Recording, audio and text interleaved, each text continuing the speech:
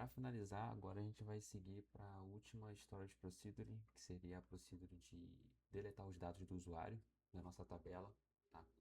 Então a gente começa criando o mesmo padrão, seguindo a mesma ideia de nomenclatura para ficar fácil de visualizar e procurar essa procedure futuramente, caso seja necessário fazer é, manutenção ou uma atualização nela. Então a gente começa com o create procedure, a gente segue a mesma ordem. Esse de storage procedure. No caso aqui a gente vai usar, a gente pode usar um deleta ou um remove. No caso aqui eu vou usar um remove lista usuários, certo?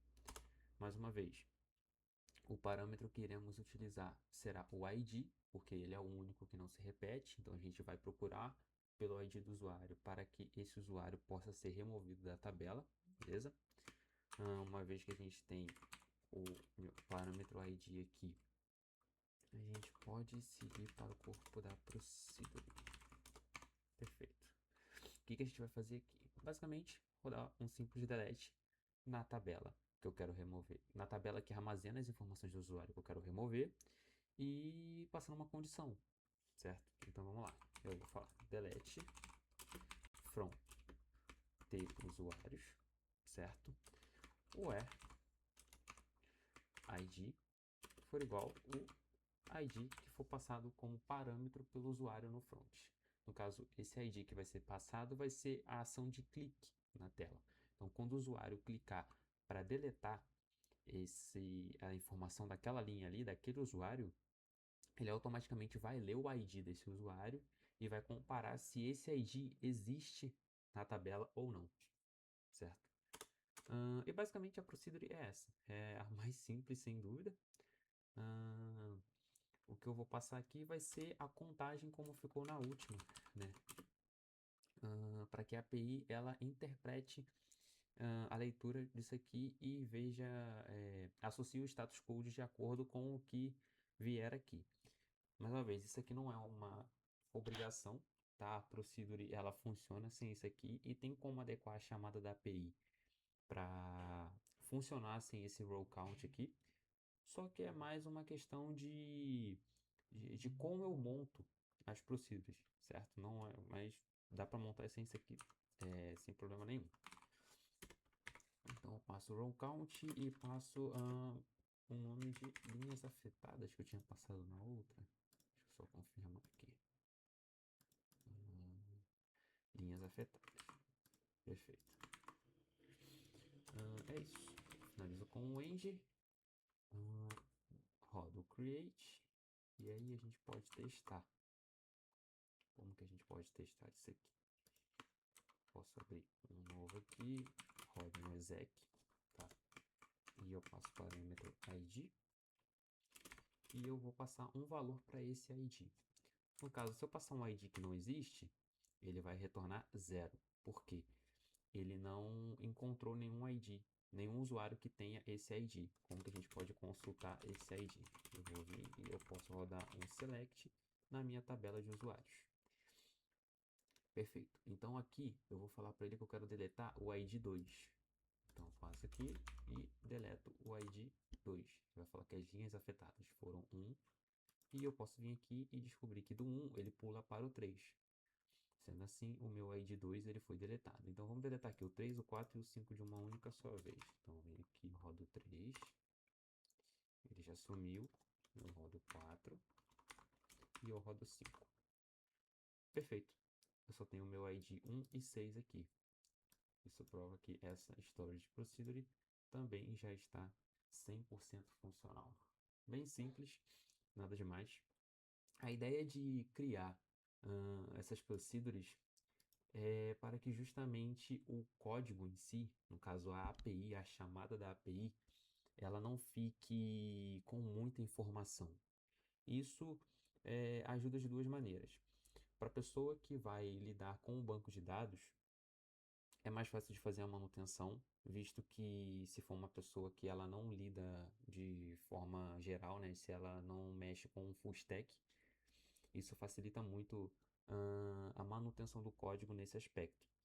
Então, você isola isso tudo num banco de dados, torna a manutenção de quem só mexe com banco muito mais facilitada. E também traz uma questão de não só de código limpo, para quem está lidando ali na parte do front-end e do back-end, mas também uma questão de segurança, uma vez que todo esse conteúdo ele está dentro de uma storage procedure.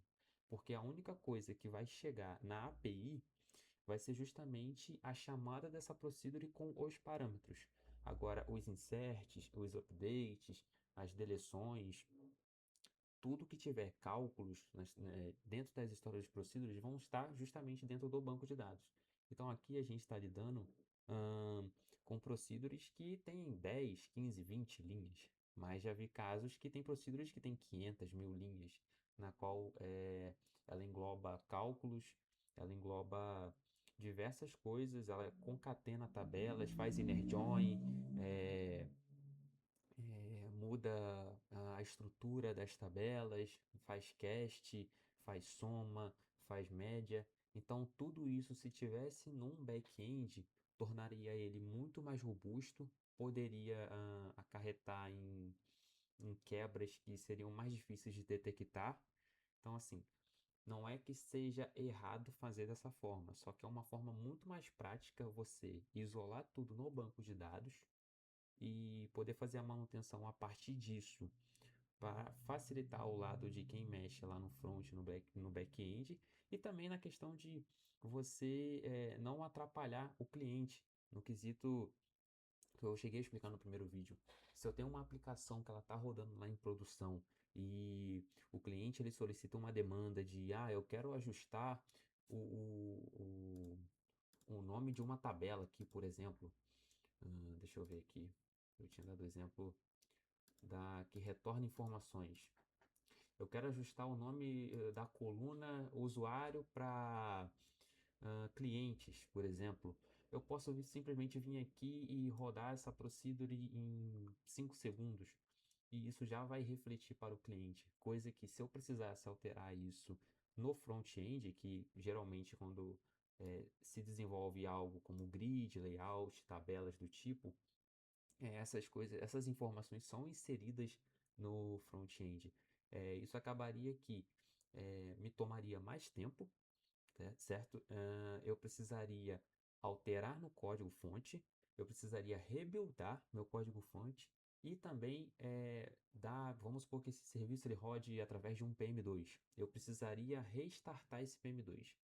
Coisa que, se eu tenho um cliente que ele tem ali inúmeras requisições ao mesmo tempo, eu atendo um cliente que ele tem ali cerca de 10, 20 mil funcionários utilizando a ferramenta na qual eu estou fazendo uma manutenção, um simples PM2 restart, por mais que ele caia, ou um PM2 reload, né? Por mais que ele pare ali por 1 segundo, por 5 segundos, vai depender de como é a estrutura do servidor do cliente, isso pode gerar um impacto, nem que seja mínimo, mas geraria um impacto.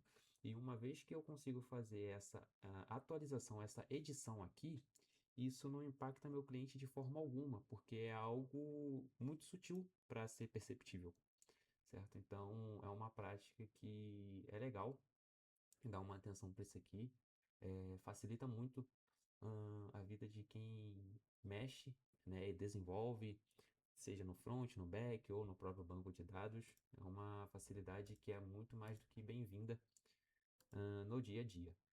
Então, na parte do banco de dados é isso. Agora a gente vai prosseguir para criação da API, certo? A gente vai fazer as chamadas, a gente vai criar cada endpoint, tá? E trabalhando em cima dessas histórias de procedures que a gente criou aqui no nosso banco de dados SQL Server.